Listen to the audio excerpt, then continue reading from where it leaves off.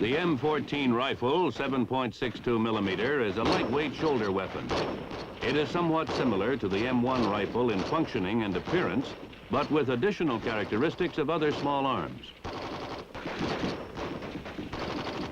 The M14 rifle is designed for both full automatic and semi-automatic fire. In semi-automatic fire, each squeeze of the trigger fires one round. By turning the selector to full automatic, fire is continuous as long as the trigger is held back and there are rounds in the magazine. One of the objectives in developing the M14 was to provide a weapon which would use the 7.62 millimeter ammunition, standardized for small arms by the NATO nations. The 7.62 millimeter cartridge is 1/2 inch shorter and 12% lighter than the familiar caliber 30 M1 rifle cartridge, but due to an improved propellant powder, it has the same ballistics. The M14 rifle has many of the characteristics of several older weapons. They are the M1 rifle, the previous standard of the United States Army since World War II,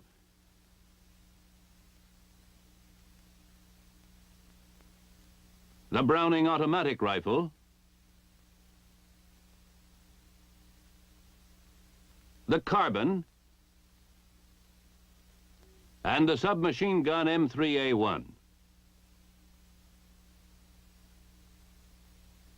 The M14 rifle will, in time, replace these four weapons.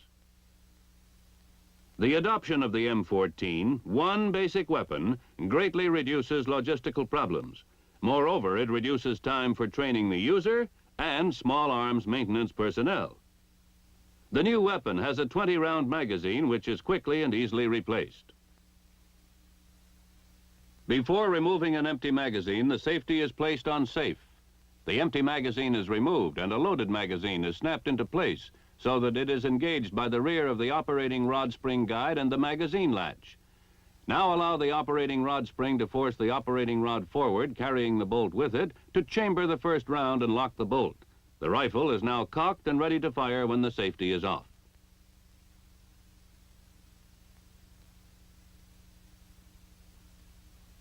The magazine also can be replenished from the top with clips of 5 rounds each without removing the magazine from the weapon.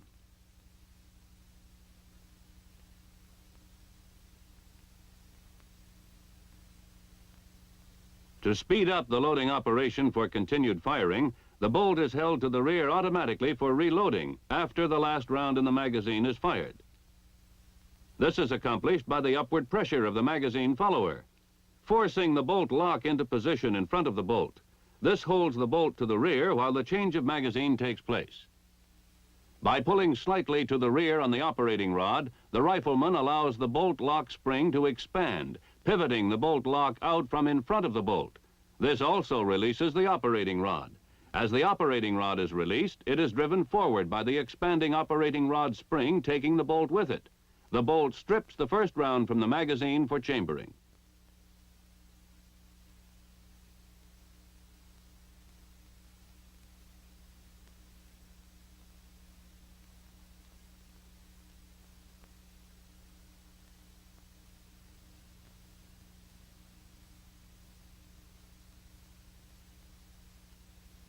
Another feature of the M14 is its flash suppressor.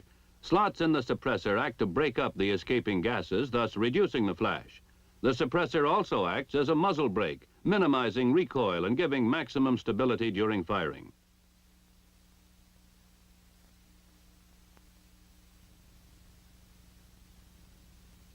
This is the way the flash suppressor works.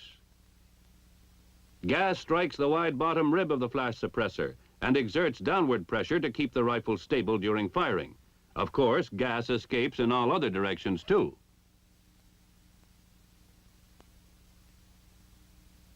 When the propellant gas hits the front of the slots, it tends to pull the weapon forward, reducing recoil.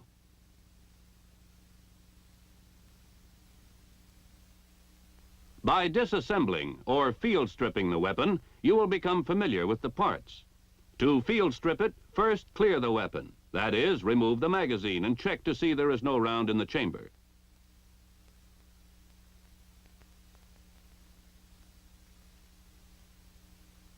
Put the safety in the safe position.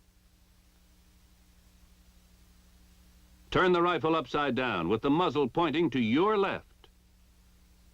To remove the firing mechanism, grasp the rear of the trigger guard and pull to your right and pry upward. Then swing up the trigger guard and lift out the firing mechanism. Separate the stock from the receiver by placing your left hand on the gas cylinder and lifting upward on the butt of the stock.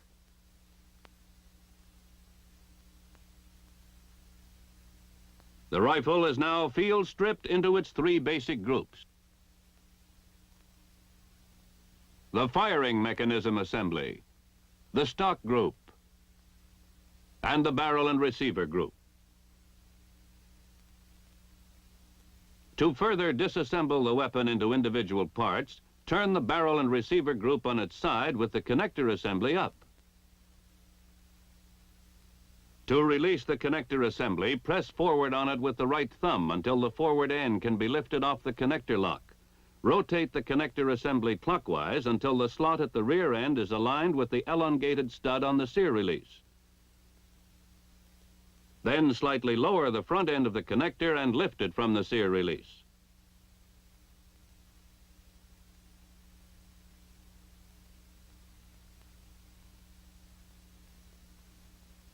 To remove the operating rod spring and spring guide, pull forward on the operating rod spring, relieving pressure on the connector lock. Pull the lock outward. Then remove the operating rod spring and spring guide. Now turn the barrel and the receiver group so the sights are up. Retract the operating rod until the guide lug on its lower surface aligns with the disassembly notch on the receiver. Lift the operating rod out and to the rear, disengaging it from the operating rod guide.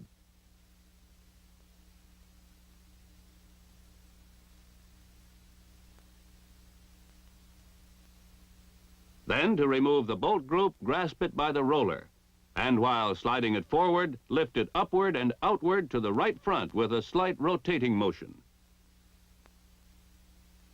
The barrel and receiver group is now field stripped into the connector assembly, the operating rod spring and guide, the operating rod, and the bolt. These basic groups may be further disassembled if required. The rifle is assembled by reversing the procedure. After reassembly, the rifle should be hand-operated without ammunition to check for freedom of action of the components.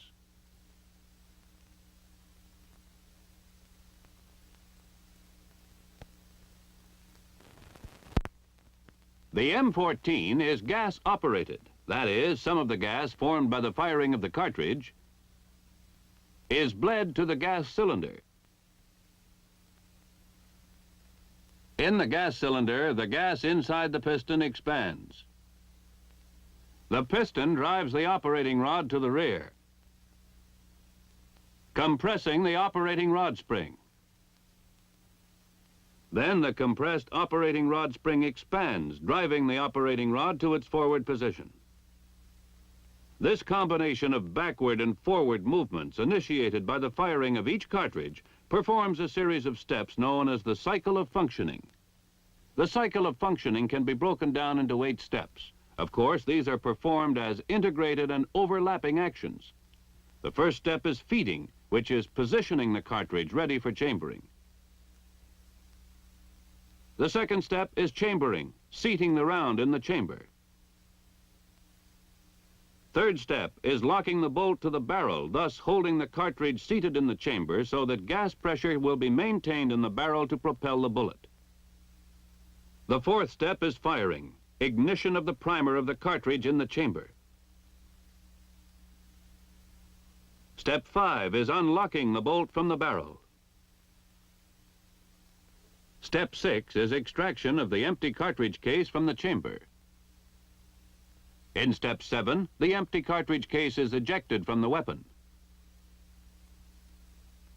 And step 8 is cocking in preparation for the firing of the next round.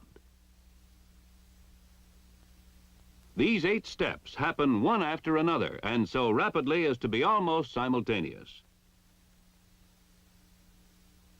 By using a schematic drawing, we will see how these 8 steps are performed. To start the feeding step, the bolt is moved to the rear.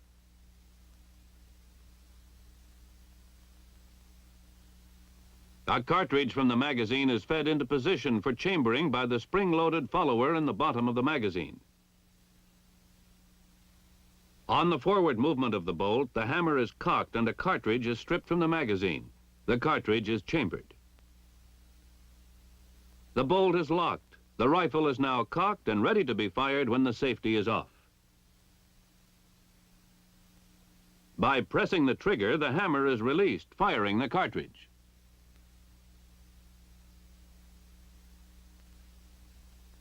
Part of the propelling gas escapes to the gas cylinder.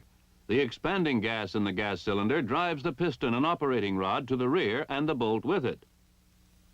On this rear movement, the bolt is unlocked.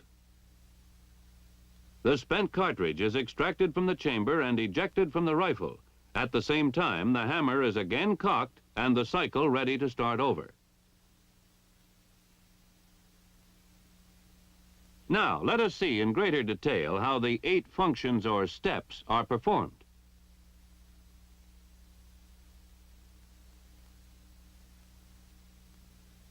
When we move the bolt to the rear, by hand initially, the bolt clears the top cartridge in the magazine.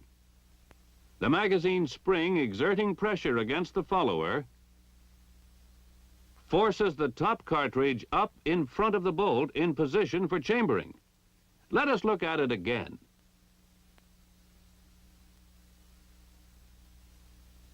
When the bolt is moved to the rear, the bolt rotates. Rotation of the bolt during unlocking cams the hammer slightly rearward.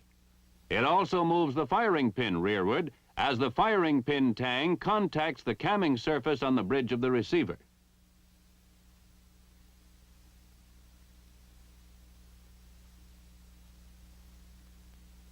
As the bolt continues to the rear of the feed rib on the bottom of the bolt forces the hammer to the rear and down, pivoting the hammer on the hammer pin. The bolt continues rearward, riding over the hammer. The bolt is now driven forward by the expansion of the compressed operating rod spring. The bolt strips the topmost cartridge from the magazine. The cartridge is deflected upward by the feed ramp in the lower rear of the chamber and forced into the chamber. Also, on the forward movement of the bolt, the extractor on the bolt face is forced outward by the rim of the cartridge. When the face of the bolt comes against the head of the cartridge, the extractor spring expands, and the lip of the extractor engages the extracting groove of the cartridge. Finally, the bolt is locked. Locking of the bolt is accomplished by the rear of the camming surface in the hump of the operating rod. The camming surface contacts the anti-friction roller on the locking lug and rotates the bolt clockwise. By the clockwise rotation, the locking lugs on the bolt are forced into the locking recess of the receiver. Meanwhile, the firing pin tang is aligned with the notch in the bridge of the receiver. The operating rod continues its forward movement for 3/8 of an inch. During chambering and locking, the operating rod is repositioning the gas piston.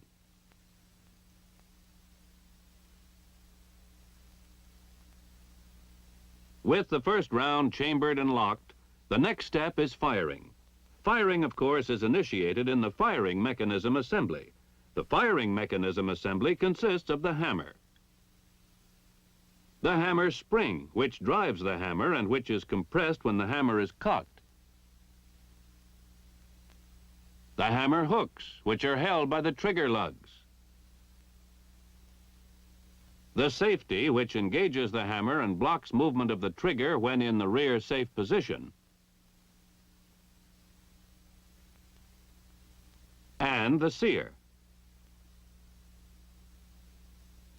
The movement of the bolt to the rear forced the rear hammer hooks into engagement with the sear, which prevents the hammer from following the bolt forward. When the trigger is released, the front hammer hook will be engaged by the trigger lugs as soon as the sear releases the rear hammer hooks. When the trigger is squeezed, the trigger lugs release the hammer hooks so that the hammer spring can drive the hammer forward. The hammer strikes the tang of the firing pin and moves it forward. The firing pin strikes the primer on the base of the cartridge, igniting the powder. When the cartridge is fired in the chamber, gas pressures build up. And a gas pressure of 50,000 pounds per square inch is exerted in every direction. It cannot escape to the rear because the locked bolt holds the case in the chamber, and the brass case is expanded against the chamber walls, effectively sealing the chamber. The gas can only escape by propelling the bullet out through the muzzle of the rifle.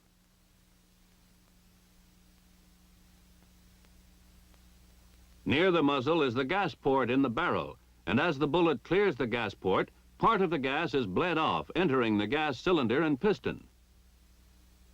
As gas enters the piston, it expands into the gas cylinder plug.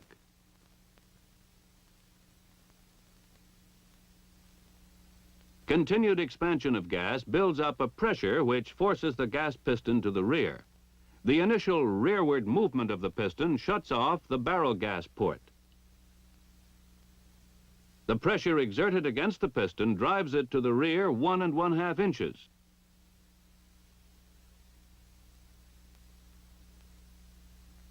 As the piston clears the lower gas port in the gas cylinder,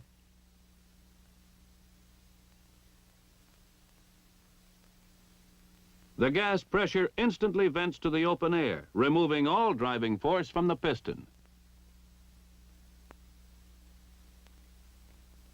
During the 1 1/2 inch movement of the piston rearward, the piston is forcing the operating rod to the rear. After completion of piston travel, the force of inertia causes the operating rod to continue to the rear until the termination of recoil. Recoil ends when the shoulder of the operating rod contacts the front end of the receiver. The operating rod spring now expands and forces the operating rod forward in preparation for firing of the next round. In the forward movement, the front end of the operating rod repositions the gas piston, which comes to rest against the gas cylinder plug. To see how unlocking was accomplished, we will repeat the action. When the operating rod moved rearward, it accomplished several things, the first of which was the unlocking of the bolt. Before the bolt starts to unlock, the operating rod permits 3/8 of an inch of free travel to the rear. This is a safety factor, permitting the bullet to leave the muzzle and gas pressure to subside before unlocking begins. This prevents gas from blowing back into the rifleman's face when the bolt unlocks. At the completion of free travel, the front of the camming surface in the hump of the operating rod comes in contact with the anti-friction roller on the right locking lug.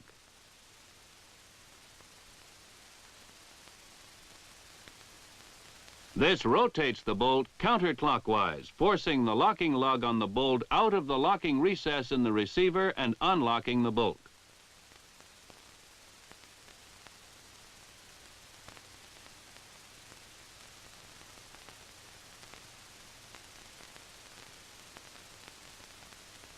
While the bolt is being unlocked, slow initial extraction takes place.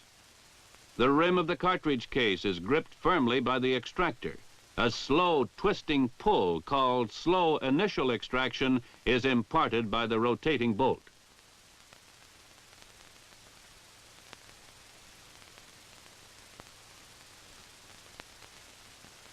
Remember that at the moment the cartridge was fired, gas pressure of 50,000 pounds per square inch expanded the brass cartridge case tight against the chamber walls. It also forced the head of the cartridge case against the face of the bolt.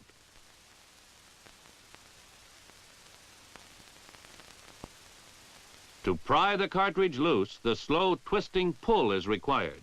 It begins just before unlocking is completed.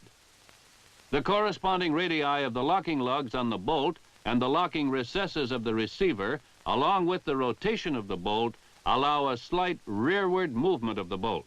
This rearward twisting action loosens the case in the chamber and causes slow initial extraction. When the bolt continues to the rear, following unlocking and extraction, the spent cartridge is ejected.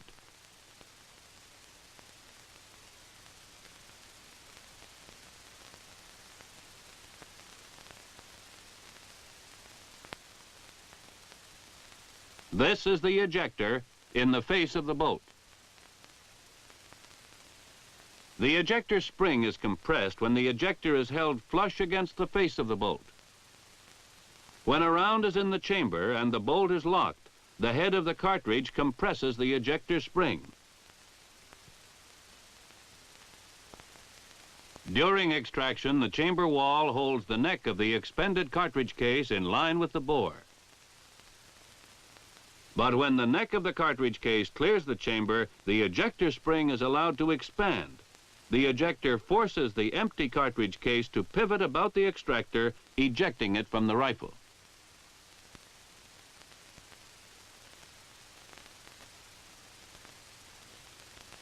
After the spent cartridge is ejected, the bolt continues to the rear over the rounds in the magazine.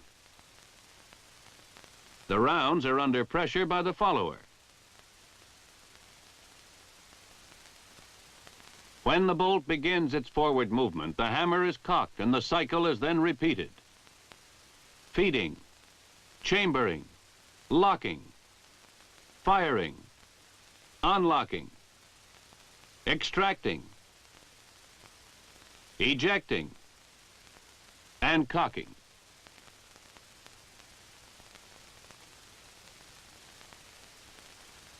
The cycle of functioning we have demonstrated is the same whether firing is semi-automatic or full automatic. In semi-automatic fire, the trigger must be released each time before another round can be fired.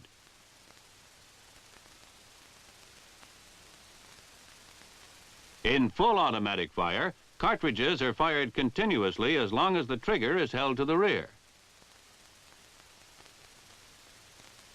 Let's see how the mechanism of the rifle can be adjusted to fire either single shots or bursts.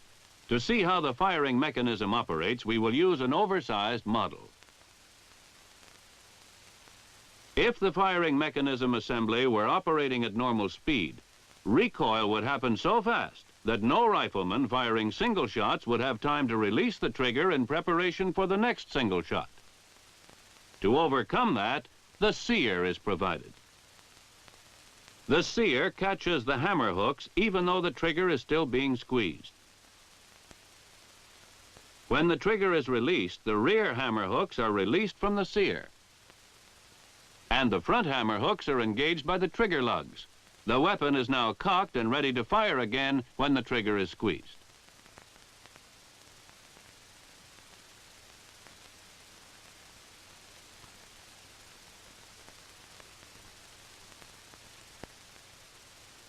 To achieve full automatic fire, there must be some way to trip the sear after the bolt is fully locked, while the trigger is being held back.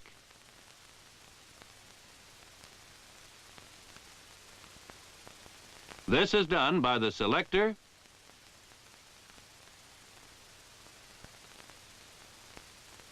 the sear release, and the connector assembly. The selector sets the mechanism for either semi-automatic or full automatic fire.